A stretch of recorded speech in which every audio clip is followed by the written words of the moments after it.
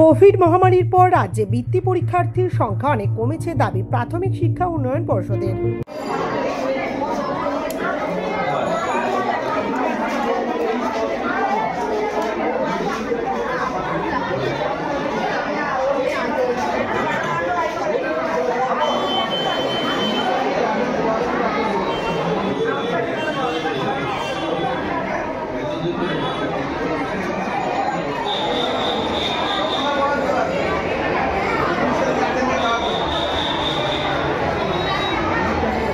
প্রাথমিক স্কুল পড়ুয়াদের জীবনের প্রথম বড় পরীক্ষা বৃত্তি পরীক্ষা 1992 সাল থেকে পশ্চিমবঙ্গ প্রাথমিক শিক্ষা উন্নয়ন পর্ষদের হাত ধরে শুরু হয়েছিল কেবলমাত্র চতুর্থ শ্রেণী ছাত্রছাত্রীদের জন্য এই বৃত্তি পরীক্ষা।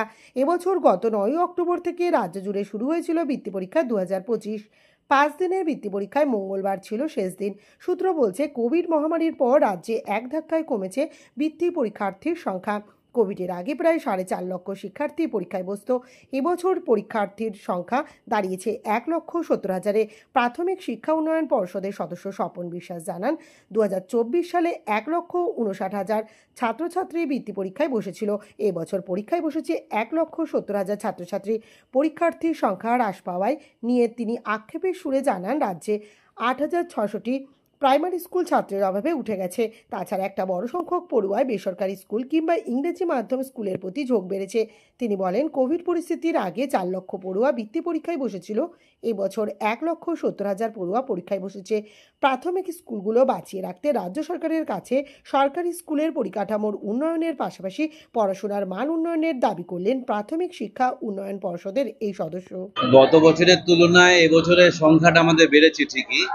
গত বছর ছিল 1,59,000, এবারের সংখ্যাটা আছে 1,70,000 সারা রাজ্য জুড়ে। কিন্তু আমরা অন্য একটা দিকও দেখতে পাচ্ছি যে সরকারি প্রাইমারি স্কুল সেগুলো গত 2-3 বছরের মধ্যে প্রায় সরকারিভাবে 8,600 কাছাকাছি স্কুল উঠে গেছে। এই যে সরকারিভাবে স্কুল উঠে যাওয়ার ফলে আমাদের যে কোভিডের আগে বৃত্তি পরীক্ষায় ক্যান্ডিডেট সংখ্যা 4 লাখের কাছাকাছি ছিল, কোভিডের পর থেকে আমাদের বাড়তে থাকলেও 1,70,000 হলেও 4 লাখের কাছাকাছি কিন্তু আমরা পৌঁছাতে পারিনি। একটা বড় সংখ্যক ছেলে মেয়ে কিন্তু বেসরকারি স্কুল বা ইংলিশ মিডিয়ামের দিকে চলে যাচ্ছে বলে এটা তার একটা কারণ যে আমাদের সংখ্যাটা বাড়াতে সমস্যা হচ্ছে। আমরা রাজ্য সরকারের কাছে দাবি করব যে পরিকাঠামো ঠিক করা, শিক্ষক নিয়োগ করা এবং সরকারি স্কুলগুলো ভালো করে চালাতে যা যা প্রয়োজন সমস্ত কিছু করা, যাতে সরকারি স্কুলগুলোর মান উন্নয়ন হয়, সরকারি স্কুলগুলোতে আবার ছেলে মেয়েদের ধরে রাখা যায়। সেক্ষেত্রে আমাদের যে লক্ষ্য সেই লক্ষ্যটা পূরণ হয়।